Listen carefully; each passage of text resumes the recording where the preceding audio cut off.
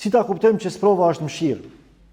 Nëse sprova na afron me mëshirën e Allahut, na shton ibadetin dhe Allahut, na zbut zemrën, na largon mendimallsinë, edhe na shton sabrin, atëherë kjo është sprovë për ngritje.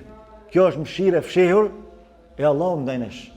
Por nëse ndodhe kundërta, nëse përmes provës ne plagështohemi, raporti me Allahun na zbehet.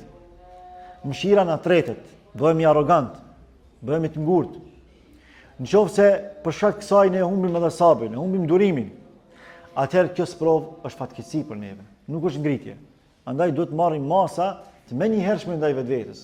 Nëse po e vrejmë se me goditjen që na ka ndodhur përmes një sprove të caktuar, ne po i largohemi Allahut, nuk jemi sikur se kemi qenë më herët.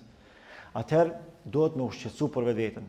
Edhe duhet menjëherë me automatizëm me u rikthy tek Allahu subhanahu wa taala, sepse fakti që ti e zbej raportin tënd me Allah, mos mendoj që shpëton prej sprovave. Ato sa vinë shtohen. Por fatkeqësia edhe më e madhe bëhet atëherë kur sprovat shtohen e ne prej Allahut largohemi.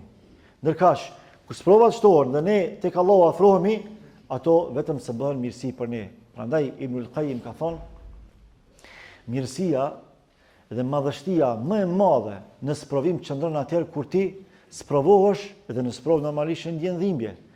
Por pas përfundimit të sprovës, pas suksesit në sprovë dhe mos dështimit në të gjitha dhimbjet shndrohen në kënaqësi.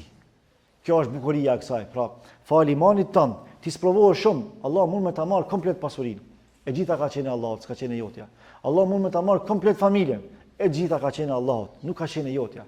Prandaj kur vdes dikush, për sunetit është themi, lillahi ma akhadh wa lahu ma ata, wa indahu kullu shay'in bi ajrin musamma. Aw kama qala sallallahu alaihi Allahut është ajo që ka dhënë, Allahut është ai që e merr.